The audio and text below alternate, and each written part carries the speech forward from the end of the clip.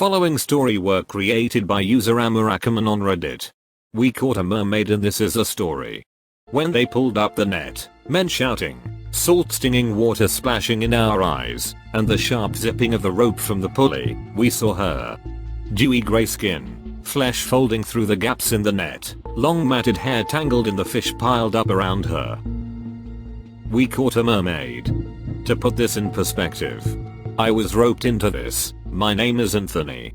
I am a broke college student grasping at straws for extra work when my part-time job can't be bothered to call me in.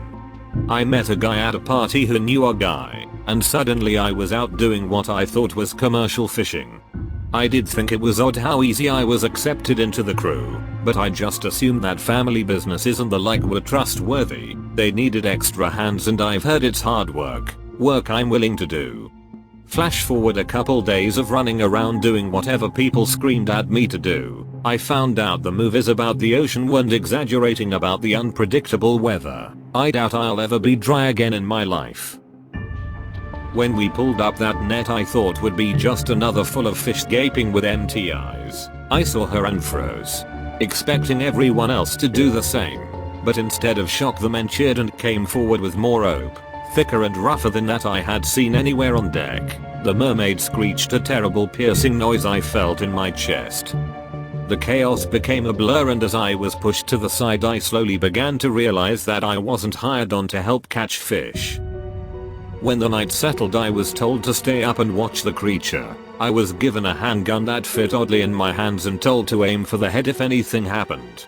And goddamn it boy, if you even think about putting a hole through a single scale on that fin I'll kill you myself. The captain, I think his name was Vance, uttered lowly, face close to mine. With each word I could smell the tobacco he had been chewing for too long in his mouth.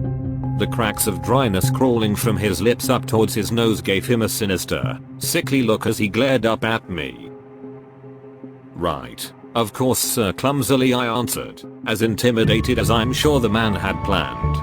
I sighed when he turned and finally went below, relaxing a little. The mermaid was still trapped in the net hours later. The men had placed her in a large wooden basin full of ocean water, just big enough so her tail wouldn't hang over the side. The mermaid was large, bigger than any woman I had seen. Her skin round and sagging, folding over itself in her cramped prison. She hissed like a snake and thick bile filtered through the rows of jagged teeth in her mouth. This was a monster. I mulled about that thought while I watched the waves fold over again and again, listening to the heavy breathing of the creature behind me when it spoke. I've heard of men. The mermaid's voice was low but feminine, raspy and unused. I stayed facing away from her, just a couple feet from its basin, terrified to turn and look. Hear me? I've heard of your kind, she continued. I've heard what you do for things you value, things like my scales. I coughed and glanced in her direction. The mermaid was reaching towards a shell that rested on the dull wood of the deck, almost close enough to reach. My sisters have seen of your greed and never returned. My mother swallows your gold in return.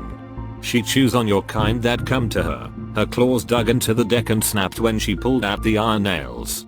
Her blood was red.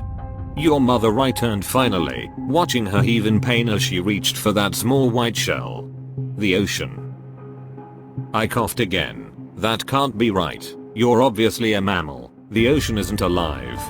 The mermaid looked up at me, not caring that I was watching her in her task. The ocean is creation. My mother is all that is left of true darkness in the world of men. Mankind does not like a darkness he cannot manipulate. She created us knowing this.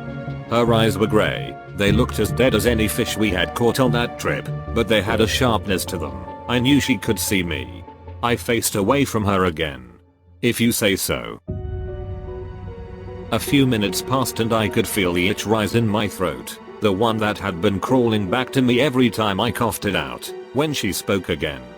I hear them, my sisters. They are here to crush your boat. The mermaid raised her voice in excitement and my panic spiked, taking the place of my cough in my throat. Clutching the gun in my hands I prepared to lift it towards something, anything, as I ran to the side of the boat. I wish I could say I saw 10 or maybe 20 of the same kind of creatures as she. But unfortunately I saw nothing but a shaky reflection of myself. The quick snapping of rope and a great heavy splash sounded behind me and I faltered. I knew she was gone. Her and that shell she had been reaching for. And boy, was I afraid to hear about it in the morning. I'm telling you this so I can stay sane. I have never seen the men I met on that boat again. Everyone I tell doesn't believe me or thinks I'm telling a wild tale. I learned on that day that the ocean is alive. I'm hoping one day that we as humanity will stop hurting it. Or it might just swallow us in return.